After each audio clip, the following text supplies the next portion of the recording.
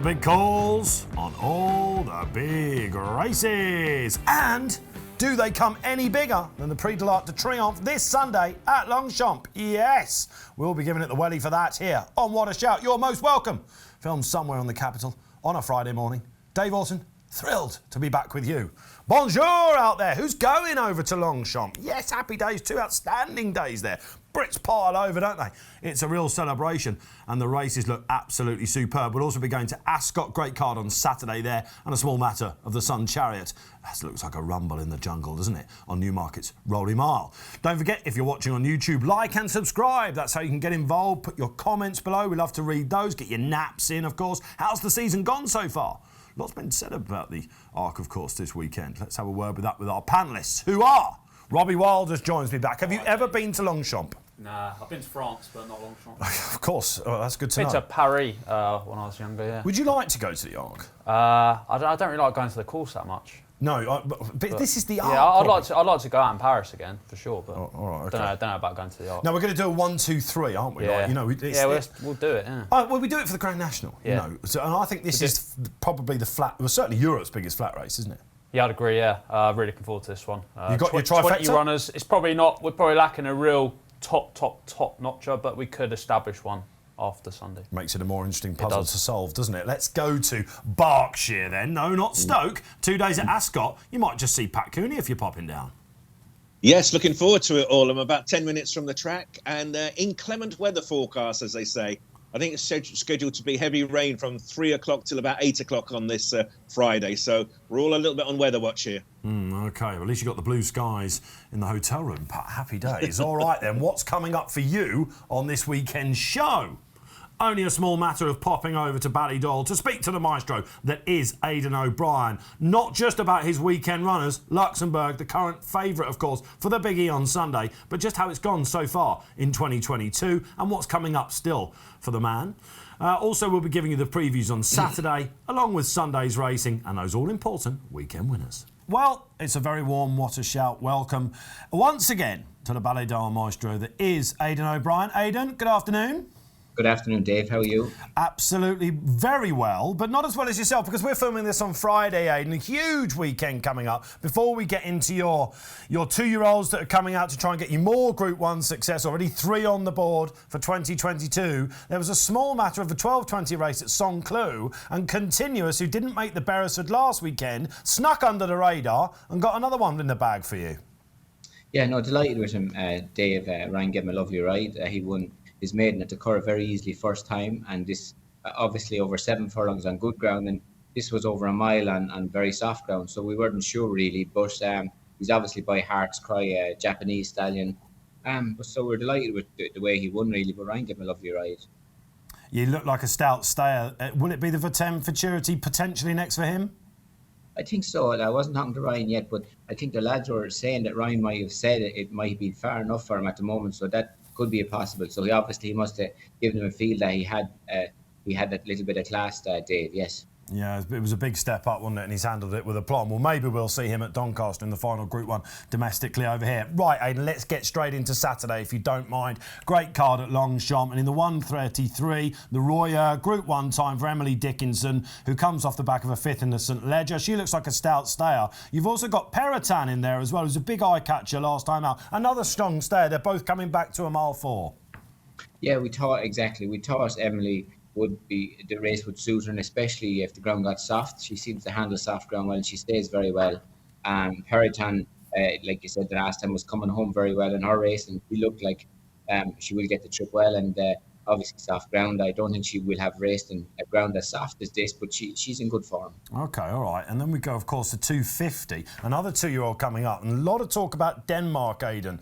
We weren't sure where he was going to turn up after his debut success. Here he is in a sales race, 250 at Longchamp. Just the 17 runners in that. Yeah, he was bought obviously in Deauville, and he won first time, but he was very green and very babyish, and he looked like a horse with a lot to learn. So we tried to go baby steps as much as possible with him, and we didn't want to put him into a group race yet. And obviously this race was there on this day, and he qualified for, we thought would be good experience for him, and we would learn a bit more about him. Now, he's in stall 4, which is always a good thing around Longchamp. Soft ground for him? I'm not sure. He is a Camelot, so hopefully there's a chance that he could handle it. I think it wasn't soft, obviously, in Nace, but hopefully there's a chance that he might handle it. But he probably has come forward a good bit from his first run, but probably will come forward more. Interesting. Sounds like he's mentally still getting there. Now, one horse that's mentally really turned up this year, 3:25, it's Cadran time over the 2 mile 4, and Kyprios comes out. He's quickly become everyone's favourite stayer. You've got Quickthorn in the race, who's likely to go on at a right pace. What was the thinking in coming here, Aidan? Well, he came out of his last race very well, Dave, and obviously the arc was obviously a little bit there in everyone's mind, but we weren't sure. And obviously we're having runners on this day, and it's obviously a very good race. And he has form on very soft ground as a 2-year-old, and obviously we know that he gets grip. So he's in just great form, Dave, and when we were going and had runners, and it's a Group 1 and it's to be the Cadran, we thought it would be nice to let him run. He's a fascinating horse because we didn't see him much at 3. Obviously, he left him off after Lingfield Derby trial, or cheap pieces, of course. And in the Ascot Gold Cup, we thought he was beat all the way. He keeps finding, doesn't he, this chap? Irish St Leger, this will be, what is this? This is his 6th race of 2022. Interesting you mentioned the Arc because, of course, Order St George, I guess that would have been. And these stayers, they do have that finishing kick, don't they? Yeah, exactly. Obviously, but it looks like obviously Luxembourg was going to the Arc, and obviously he's a 4-year-old now, Kyprios, and he has a little bit of class. So we just thought it'd be nice to let him take his chance. That's at 3:25. Unmissable stuff at Longchamp on Saturday. The final runner over there in Paris on Saturday is in the Wildenstein, Aidan, which is a Group 2 over a mile. And you've got a Gloonthon, who I've probably pronounced totally wrong. But again, another eye catcher last time in the Boomerang Stakes at Leopardstown. I don't think we've seen the best of this chap yet. No, he had a nice run with Ryan the last day in Leopardstown. So we have been happy with him since. Obviously, the ground is what we're not sure about, but he seems to be in good form. And we're looking forward to seeing him run as well. OK, Sunday. And just a couple of 2-year-old Group 1s to go with. And in the Lagardère, Aidan, you last won this in 2017 with a filly, of course, it's Happily. You've got the Antarctic, who's had plenty of experience, running on second behind Blackbeard in the middle part, now steps up to 7. Yeah, we're running back a bit quick, Dave, so it will be interesting. He seems to be in good form. He looks like a horse that could get 7 on his last few runs, and obviously he's by Dark Angel, so there's a chance that he could handle soft ground as well. Tom was very happy with him the last day. He was coming home while he steps a little bit slow from the stalls. So we just felt it was worth letting him take his chance, but seems to be in good form since the Middle Park, and obviously we learn a lot more about him after it. OK, yeah, well, of course, absolutely. And I think he might be ready for this 7. Now, 150, a never-ending story, who, of course, was behind Meditate and Tahira in the Moyglare. This is in the Boussac guys out there for you. And the soft ground would be something of a concern, I suppose, on paper, Aidan, but she definitely caught the eye. She didn't have a clear passage running through into 4th last time. Yeah, no, we think we haven't seen the best of her at all yet, Dave. She's a very good home worker. Everything has been coming together lovely. Like you said, she was a little bit unlucky in the Moyglare not to be a little bit closer. We think that she'll be okay on the ease of the ground, and we think the mile will suit her as well. But we think that we haven't seen the best of her, and really we've been looking forward to this race with her all year. So hopefully we'll see the filly that we can see a lot at home. OK, that's exciting stuff. And that's 150. Right, next comes the big one. For many, still the greatest race in Europe. It is, of course, the Prix de Triomphe. They're going for a 3rd race win. And I guess this brings us back to your first win in the race of 2007 with Luxembourg, Aidan, because he's kind of following the Dylan Thomas route, having won the Irish Champion Stakes and coming here. We all know it was remarkable for him to come back. I remember speaking to you in May when I think you sort of broke to us that he had to be roughed off for the summer. You said to our own David Jennings earlier in the week, a great piece, guys, for you and your members club if you've not seen that. An unnatural amount of work had to go into him. I guess what we'd like to know now, Aidan, is he steps up to a mile 4 for the first time. He hasn't had his chance to do what Dylan Thomas did, of course, who won the King George earlier that year and run over a mile 4 because he missed the Derby and the Irish Derby. Any concerns on that front whatsoever? Yeah, I'm not sure, Dave. You're never sure until you run over that distance. But obviously, as everybody knows, the plan with him always was to go from the Guineas to the Derby and from the English Derby to the Irish Derby. So we missed that, so obviously we didn't get there. But we were delighted really to get him back at the Kerr, and we were delighted to get him to Leopardstown, and we're looking forward to Sunday with him. Everything so far seems well with him, and obviously we've another day to go. He's only been beaten once. We wish you luck with him. Stall 8, you must have been happy when you saw that come out. I think so. I think Ryan was very happy with it, and I know Michael and everybody was as well. So hopefully, I think I think in the arc usually if they kind of say under 10, isn't it? You know what I mean? So hopefully, Dave.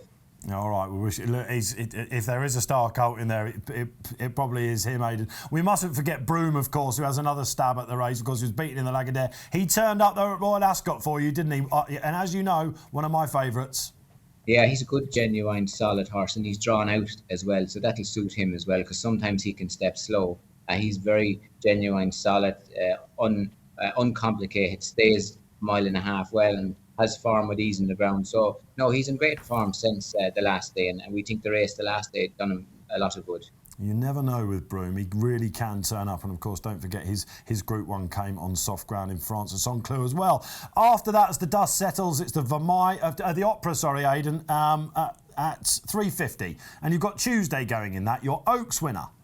Yeah, we're very happy with her as well. And last day just didn't work for her. She got trapped out. She hasn't got a good draw again, but she's in good form. We thought that she would come forward a lot from the last day to this, and we think she has. But her draw is very bad, and she's probably going to be caught wide or back a long ways. So it will be interesting. So hopefully she'll run well, and we'll go then again after. But she is in good form, and we think that she went forward from the last day. She could have a massive boost if Alpinista goes close, of course, 45 minutes before in the Arc. Now, interesting, Aidan, I see you've got a runner in the Abbey, New York City, who we know a lot about. We've seen him running plenty this year. Have you had many runners in the Abbey before? No, I don't think so. He's a horse that had good form early, and then he had a little setback, and we found it hard to get him back fit. So we think he's getting back fit. His last run was probably his best run in a long time. We don't think soft ground will be a problem with him. He's by Invincible Spirit, so hopefully he'll run well. But we haven't had many, I think. He's drawn in 13, so you have to decide which way to go. Wish you luck with that. And finally, on the card then, the Foray at 5 o'clock. It can be a bit of a rough race. And in stall 1 is Tenebrism over 7 furlongs. Everything looks right for her after another good run in the Matron Stakes last time. Yeah, exactly. We had a choice of going to there or Newmarket, Dave, and we think 7 is probably her trip, and she'll probably have no problem coming back to 6 next year if she's in training. But as she handles these in the ground, she has a nice draw. Dean is very happy with her work, and Jamie, and so no, we're looking forward to her, and I think Ryan feels and thought that was a good race for her. No, we're very happy with her since the last day, and the 7 furlongs she won over in Deauville, even though the ground wouldn't have been as soft, but we think that she handles a dig in the ground, and it'll be hopeful to see, or it'll be interesting to see how soft she will handle it, but we think there's a good chance that she could. All right, that's great. I think you must have a massive chance there. I'm sensing, Aidan, that Never Ending Story is one for our viewers that they might have €5 on. What do you think about that? Yeah, we think we haven't seen the best of her, Dave. She's a nice draw, a triple suitor. We think she handles these in the ground, and we always felt for a long time that this race would suit her, and all the races on the way were kind of getting her ready and educating her, but you never know. But either way, we think she's going to be a filly to look forward to for next year. We can't ask for any more than that. Aidan, all the best this weekend and the rest of 2022. Thanks again for joining us here on What a Shout. Pleasure, Dave. Thank you very much. Well, what a pleasure that was, Aidan in his living room. And some insightful stuff there. Now, a lot been said about his 2-year-old's year, hasn't there? But this time last year, he just had snowfall in the race, really. It was a big drifter, and Frankie's story didn't really happen. This year, they've got that middle distance colt they were begging for. Yeah. Don't tell us whether you think Luxembourg will win or not. I wouldn't dream of it. But it's, I'll tell you later, though. It's hard not to be a fan of the operation, isn't it? Oh, yeah, very much so. I mean, yeah, they're probably lacking a real top notch. Luxembourg could still be that. I know he won the Irish Champion Stakes, but... Little Big Bear got 1-2-2. You're a hard man to please, aren't you? Well, yeah, I suppose. But, what's he going to do at 3? Well, that's not the point. It's not the point, is it? Living the here and now. But. Absolutely. Yeah, quite right. Pat, of course, he's a man that you guys always fear. What price currently, Luxembourg? Just tease us for the Arc. He's currently round about 3-1. He has been popular anti-post, but there's just too much money around for horses at bigger prices at the moment. So I think we'll be bigger on the day. But a man to be feared. You got little Big Bear, Blackbeard. It's an interesting dynamic for him now because he won't be getting so many Galileos anymore, but there's the speedsters like the No-Nay-Nevers. So maybe he's going to be dominant in the sprints and the miles as opposed to the mile and a half and upwards from here on in. Absolutely fascinating. One of the greatest players in the greatest games of all. That was Aidan O'Brien. Right, let's give you some Saturday sizzlers. Of course, we've got Group 1 action at Longchamp, but also here in Britain, it's one of the Kitco Championship races. It's the Sun Chariot. 2:42, Pat. Don't be missing this one. Yeah, this is a red-hot race, isn't it? And you've got Saffron Beach as around about a 6-4 favourite as we're filming. Second favourite is Homeless Songs, who was actually behind Saffron last time and was sent off favourite. So it's interesting to see how Homeless Songs will go in the market. When she won the Irish 1,000 guineas, albeit on soft, she looked possibly the best mile filly in the country. So a fascinating runner there. I suppose the interesting runner is Laurel, who was supplemented for this race. But, I fall for these supplemented horses all the time. She has got, almost a stone and a half to find on official ratings. I'll go with the Homeless Songs that I saw win the Irish 1,000 guineas. Interesting, Mr. Cooney. All right, so is this simply a match? I mean, Laurel does add so much intrigue. I think this is quite a deep race. What do you think the ground's going to be at Newmarket? Well, we're expecting rain everywhere, aren't we? Yeah. It's a deep draining course, but the stalls are on the stand side here at this meeting. I have seen very good fillies fall apart in this race because of the deep ground. Yeah, I can see that.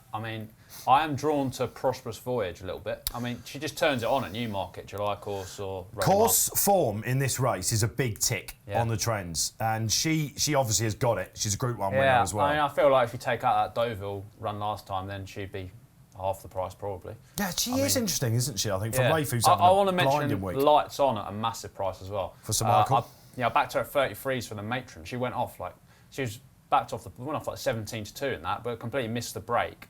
And then didn't really have a race at all. But, Sir Michael, older horses, I think there might be a big day in her. I don't know if today is the one, but... She won't mind any digging the ground. When she won at Pontefract, it's one of those weird races where they come stand side. She won by 10 lengths, took them apart. I think that's an interesting one, but I don't think it's as... Saffron Beach has had quite a lot of races this season.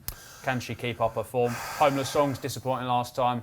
That was on soft ground. I thought Dirtwell was saying all along she wanted soft ground. But it's an interesting one because they could put a tongue tie on her as well. Watch back the Matron's Date. She tracked Saffron Beach in, which we obviously thought was the right thing to do. Now, Persgalore just kept going, didn't she? Yeah. And whether that's quite the track for Saffron, I don't know. I thought I was going to be tipping Homeless Songs here because I wanted her, along with Integral, to be maybe the fillies that might take over from Baid in the mile division. Maybe Integral might still be the one. We'll find out on Inspiral. Sorry, not Integral. You're welcome. That's another cheapy part. Is it Inspiral? It is, isn't it? Inspiral, Integral and Spiral. It's getting complicated. Same ownership. There's so much racing. Anyway, Inspiral, thanks, Robbie. But I'm not sure. She's also £3 worse off now at the weights with Saffron. Saffron's got the course form. She won't mind any ground whatsoever. Yeah, she's so consistent. She is. And I looked into Homeless Song's form. I wanted to really inspect it. Yeah. It is obviously the Irish Guineas where she's super impressive. Yeah, but she beat an Oaks winner and a Concert Hall as well. And they are horses that probably want a bit further. Concert Hall's done nothing since. For me, she's got a little bit to prove coming here. And the tongue tie makes me a little bit nervous. Yeah, I get that. I know she's favourite, but I think Saffron will take a lot of beating here. I get it, yeah, but I do think that there are more than two plausible winners. What about Laurel? Because this is a horse that's got social going mad. I really don't like inexperienced horses. She looks like an absolute whizzer at Kempton. Yeah, that was a crazy good performance, but I'd rather see it in top company before I believe it. Because you can fall into that trap, can't you? Yeah, there's, again, a historical tick for this race. We're going into it in depth. It's a Group 1, this, of course. We need to. She hasn't quite come up to it yet. If she wins this, we could be looking at an absolute freak for next year. And they do have Inspiral, of course. It does remind me of Haskell a little bit, like a similar kind of hype going into the St Ledger, but just fell a little bit short. I could see that happening. It's an absolute whizzer, this race, isn't it? Is Laurel that for you? Let us know down below. Right, let's go back to Ascot. We love these big course handicaps. Over 7 furlongs. It's the Challenge Cup, Pat Cooney. Yeah, 18 runners. We're paying first 5 places on the race. The market headed by Fresh, who has won in photographs its last 2 runs. On the face of it, when you win a handicap at Ascot and you only go up £1, that seems like a fair return to me. But it was a bunch finish that Fresh won last time out. There's many in the race with chances. I suppose if the ground is okay, we're probably stuck with wanting a high number. That brings in Symbolise, 18 of 18 in the draw. my eye's drawn to Safe Voyage. It's not often I go for 9-year-olds on the flat racing, but you know, when he ran at Leopardstown last time in a valuable handicap, he was drawn 18. The winner was drawn 1. I think when you have a double figure draw at Leopardstown, you've got work to do, but he was rated an unlucky loser. He's gone up £3 for that run. He's better off in the draw this time in stall 11. And he'll do for me. I think with Fresh, he's got those 2 ones by his name, a very, very popular horse. He's been a dreadful result his last 2 runs. But it's not quite there on the form book for me, whereas at least I can point to Safe Voyage and say, yeah, he should have won last time out, and his £3 raise is fair enough for me. Yeah, back to form with the old boy last time, wasn't he, of course? £1 just for Fresh last time. You're thinking, how on earth? That's crazy, isn't it? That's a competitive race. He's definitely the right favourite. Like, he's obviously going to go close again, but there's a but attached to it. Yeah, I might agree with Pat. I like Safe Voyage. Do you? I mean, that Leopardstown run was he was really quite unlucky that day. He was drawn in 19. Made up so much late ground, pegged to be a bit more prominent in that race. And he's gone up £3, but, you know, you go back to his form a few years ago, he was rated sort of like 118, 117. Well, there's a reason why he's not anymore, though, isn't there? He is 9, yeah, but, I mean, this is a horse who's got good course form. He's third in the QE2 a few years ago. Like, he's off 100. I think there's plenty to like there. Yeah, all right, I've gone for another old boy as well, actually. I was trying to knock them off, but as there's a great narrative in these straight handicaps at Ascot through the year. You know, they all turn up usually, thank goodness. You know, and you can see some eye catchers, and some have preferences to others and stuff. I think we're overlooking Orban again, who was given his chance last time at Goodwood, the Golden Mile winner, who of course won on Sugar Cup Day as well. He's still got, you know, mileage in him, this chap. He's around the pace. He'll be pouncing late. I just thought he was too big. Tudhope has got to ride Fresh, of course, so Ross Orion takes the ride. That'll do for me. Yeah, I like it. Good performance from O'Mara getting him back. He's in such a good place at the minute, and he'll be finishing strong. Which is what I get that. Yeah. I just think that these veterans are getting sort of dropped too quickly now. Look at Summergan, like he's come out of nowhere, and all of a sudden he's rated 110 again. Like I could see Safe Voyage being the same. Yeah, it's an old boys reunion then at Ascot because Summergan turns up again. Got any naps at Ascot or on Saturday? Again, get them in below. Right, a treat for you then. Sunday sizzling, we go over to Paris and check out the Prix de Triomphe card. That comes up at 3:05, but it's going to be the last of our big race previews. Let's build up like we know how to do domestically here. Before that, we're going to look at the 350. It's the Prix de l'Opera. Over the same course and distance, Pat. We're expecting it to be pretty deep ground again. Who's the current market leader for the fillies? Well, the market leader is Nashua, the Prix de Diane, the French Oaks winner, John Gosden, Holly Doyle aboard.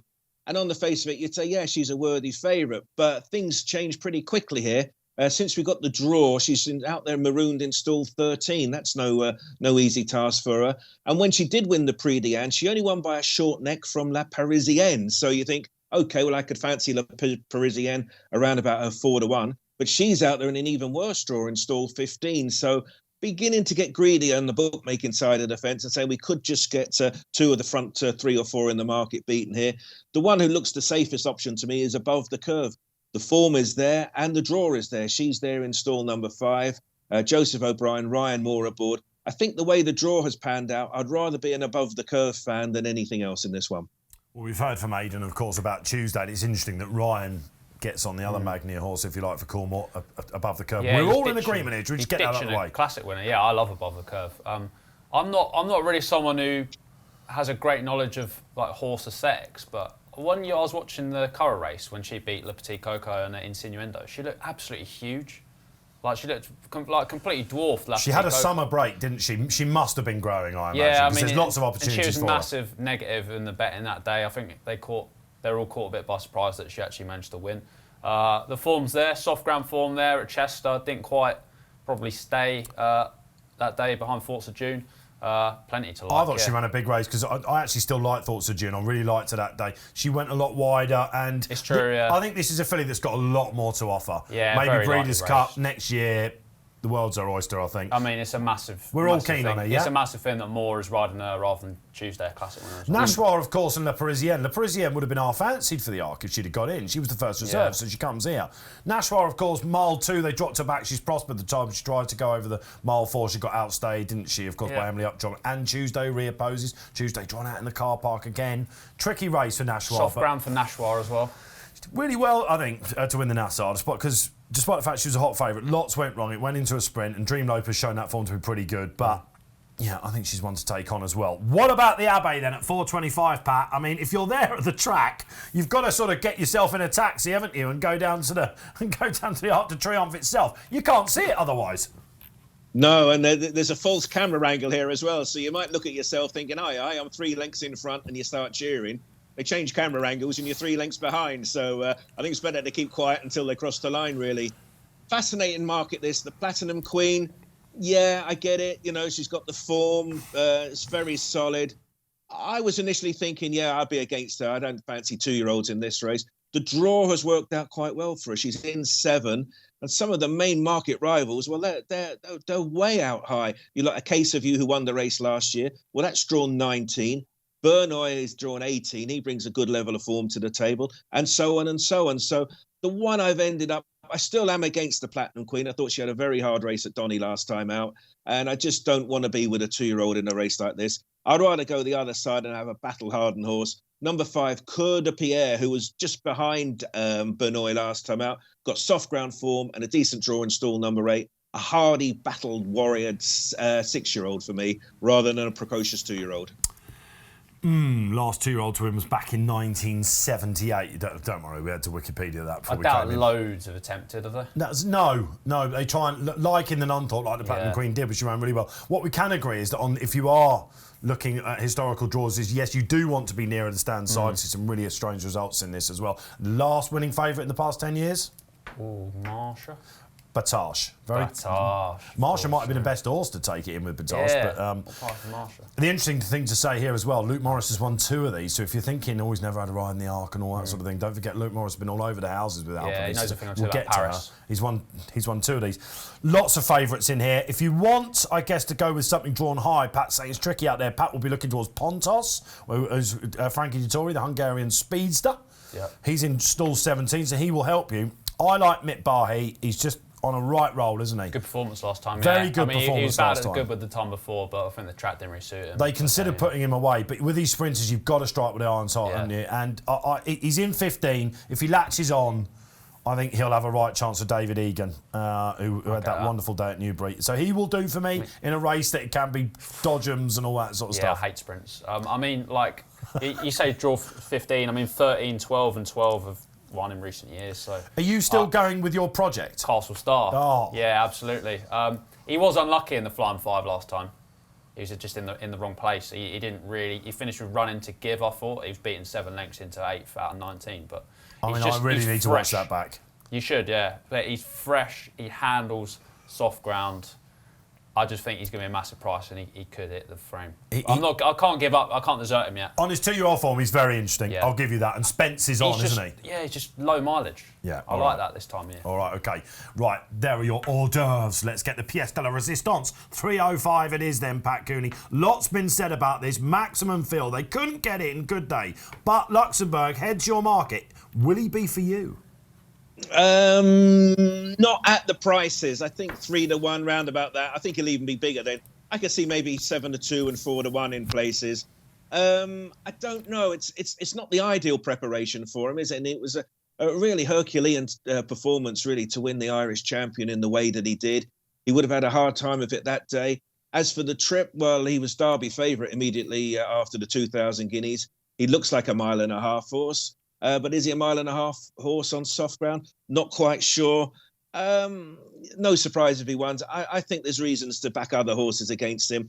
And, in this race, I've gone back to basics. And, just reading all the French jockeys, listening to Christophe Soumillon, Gerald Mosse being interviewed all week. You just go back to 3 basic questions. Do you handle soft ground? Do you get a 1.5 mile? And are you drawn 1 to 10? And on that basis, there's only 2 for me, Alpinista and Westover. And I think Alpinista, she's won 7 in a row, 5 have been Group 1s. I think the tactics of the race will set up well for her. The way everything has worked out, I'd rather have Alpinista and Westover, who continues to be very well backed, by the way, is viable alternative. I just can't get that Ascot King George run out of my mind when it just went off far too quickly. You wouldn't want that to happen this time around. So I'm going to basics, soft ground, tick, 1.5 mile, tick, good draw, tick. And that only lends me to Alpinista. Right, we want the top 3s here from you out there as well. Want to read them all Friday, Saturday night. I want to read them all going into Sunday. Pat Cooney, give us your 1, 2, 3 before we get it from the anti-postman. Yeah, Alpinista 1, Westover in 2, and he hasn't got a good draw, but he is there in 18. Torquato Tasso, I think Frankie will cajole him into a good position, and I can see him being in the 3 as well. Wow. All right, then give you some stats for this race before you go on with yours. Last 10 winners had all run over a mile 4. Yeah. Luxembourg hasn't. So obviously spoke to Aidan about that. Or is Verdini? No, Verdini is the other one. Pedigree, it's sort of there, isn't it? But he's got the draw. Churchill's a massive staying influence, of course, which Luxembourg too. Verdini's on my shortlist, yeah. I think he the way he shapes, I think he's going to like an extra couple of furlongs. 1, 2, 3. He's going to like this ground. Alpinista has been my long-term project for this. You put her up, ages ago. Yeah, in like last, what month is it now? Probably in like April, March or something like that, I put her up.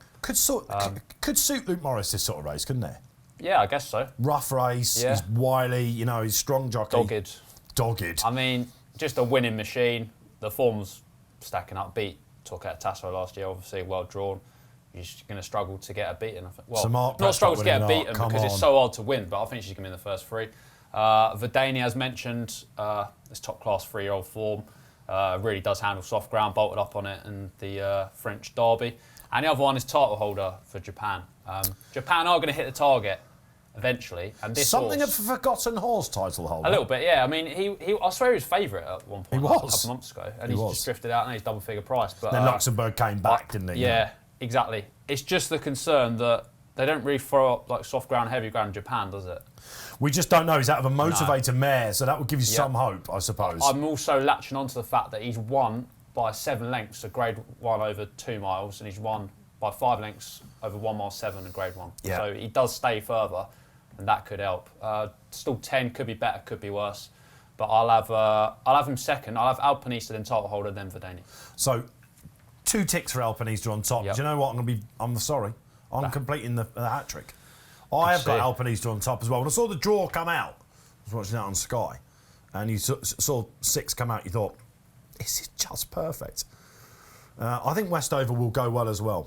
I've come down to him. Rafe Beckett had the first 3 winners at Salisbury on was it Thursday? That's so on October, Rafe Beckett. And the fact they've not given him a prep run, I just think they've got him ready. You've got to hope that he just gets a toe and settles, because Rob Hornby back on, it's a story. There's plenty of stories there. There's plenty of stories. I know I think he's only run once on soft, doesn't he? I think he was beaten as a juvenile, but he still ran well.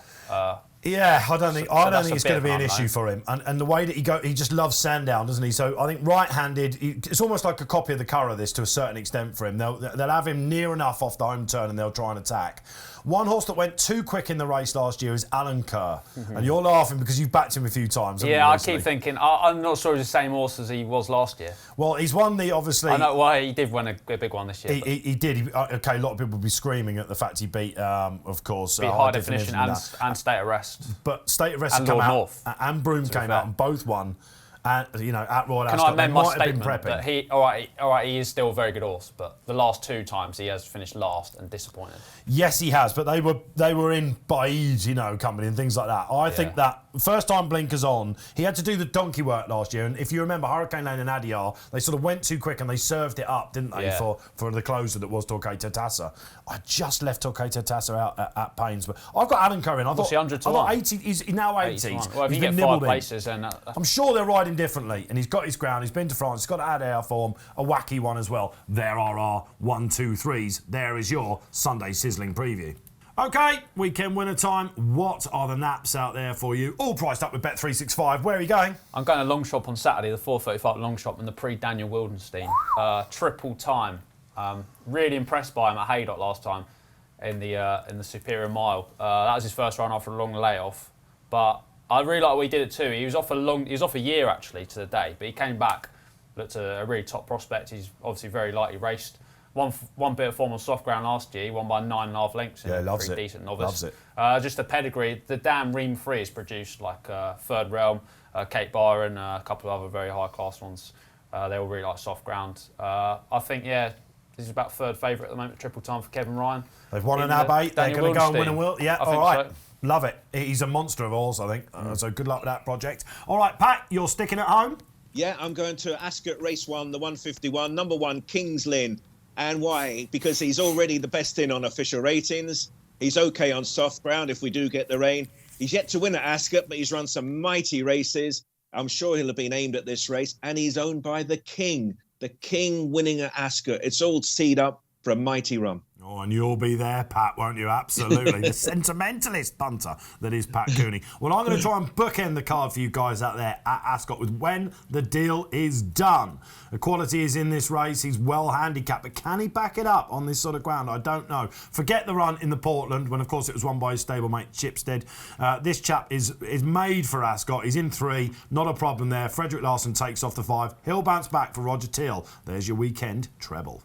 Well, sadly, that's all we've got time for here on this weekend's What a Shout. You can see we've got big smiles on our faces. It's ARC weekend, Robbie. Oh, yes. Just before we go, are you a TikToker? No, I'm actually a bit of a social media hiatus at the moment. Oh, yeah, because you're off Twitter, but you love a bit of the Instagram. Yeah, Instagram, I've gone off it for a bit, mate. Well, can I tease you back in with TikTok? Because Please. the Racing Post have launched their TikTok account this week. So listen, Me and you'd be on that, will we? Absolutely. Pat, you're already getting your way there. I can tell you're a big fan. Yeah. If it's it's the in thing, I'm all for it. Absolutely. So if you want us to do any Watch Shout TikTokers, check it out, guys, out there. It's just launched. It will be a lot of fun. They've done some great work out there as well. Robbie, thanks very much. Cheers for having me, mate. Enjoyed it. We're spending the weekend together, of course. Yeah, we're seeing you tomorrow, Yeah, looking forward to it. All right. Absolutely. Great stuff. Really good performance from Robbie. Great stuff from you in Berkshire, Pat. Do enjoy your 2 days there, you lucky so-and-so. Yeah, well, it might be raining, heavy rain as well on Friday afternoon, but they're really looking forward to it. And then all roads lead to Newmarket the following week. So if you see Pat in the paddock, go and say hello. If you're a trainer, run a mile. All right, Dave Orton signing off here on What a Shouts. Good luck, guys. It's Art Weekend. There's loads of betting out there. Do be responsible, of course. That's our MO here at the Racing Post and, of course, at Bet365, our sponsors. Don't forget to download the free must-have Racing Post app. It's new as well. Go and do that at the Google Play Store or the App Store itself. Loads of sport out there. Enjoy.